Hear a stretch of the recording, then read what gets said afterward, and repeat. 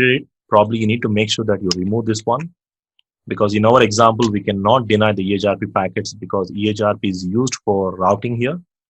So what I can do is I can simply go ahead and remove the ACL, or you can modify the ACL. So whatever you feel comfortable, but probably in the production scenarios, you need to modify the ACL and make sure that this particular line is being removed.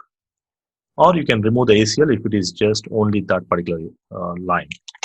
So in my case, I'm simply removing the ACL to fix it, and hopefully the neighborship should establish.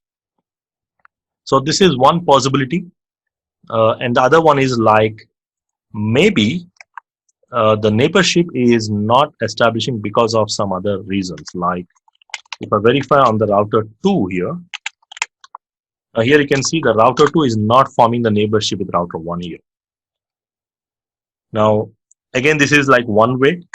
The router 1 can see the neighbor, but router 2 is not able to see the neighbor. Again, there is an ACL configure on this side, slightly different, with a different example I'm showing you, because there is another possibility where the ACL might be dropping your EIGRP packets. So let me quickly go ahead and verify. I'll try to troubleshoot from the basic, like I'll confirm the connectivity is fine and they are on the same subnet, and I'm going to confirm that EIGRP is enabled, EIGRP interfaces, and also the AS number is correct. And if you verify any authentication commands, and I'm going to say that okay, authentication seems to be perfect on both the sides. Now again, I while doing verifications, I can see that there is an ACL applied on the interface, and the name of the ACL is ACL1. And what exactly it is doing is, let's verify. Now here you can see it is going to permit the TCP and the ICMP packets. Now the good thing is, sometimes you do the configuration a little bit this way. Like you want to apply the ACL on specific interface, and you want to permit specific traffic. Let's say you want to permit this host, you want to permit this host, you want to permit the TCP protocol, specifically maybe HTTP, you want to permit the UDP protocol. Then you say all the permit statements, which means automatically all the remaining, whichever is not defined, means they are automatically denied. And while you are doing this example here, you can see I'm going to permit the TCP protocol, means all the TCP applications or TCP based protocols will be permitted. And also I'm permitting the ICMP protocol, all ping messages will be permitted. UDP is not defined, which means UDP is blocked. And even EIGRP is also blocked here.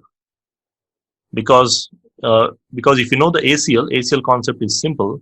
If you write an ACL statement, if nothing matches, then by default it will be denied. Now probably there are some scenarios where you may want to apply the ACL in this format and you are not really thinking about the EIGRP protocol here, then there is a problem. Because at the back end, EIGRP is also running here. Maybe, normally when you write ACL, you don't think about EIGRP, but you have to think about it, especially when the ACL is applied on the WAN interface. Now to fix this, I don't want any changes. Probably I want to ensure that I don't want to remove the ACL here. I still want that ACL should be present on that interface. So what I'm going to do is I need to ensure that I'm also permitting the EIGRP packets. So how we can do that? So again, I expect you to know some ACL concepts here.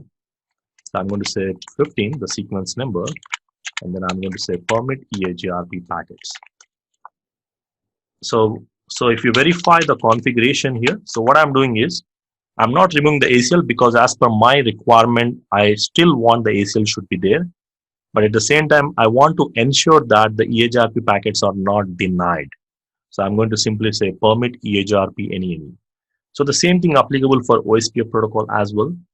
So the simple thing, whenever you are trying to verify the neighbor relationship, and if you see the configuration on the interface, whatever the WAN interface is configured with ACL, so you need to ensure that that particular ACL is not dropping your EIGRP packets. And there are two possibilities. Either you have configured to deny EIGRP, or maybe unknowingly you are trying to deny the EIGRP package at the backend.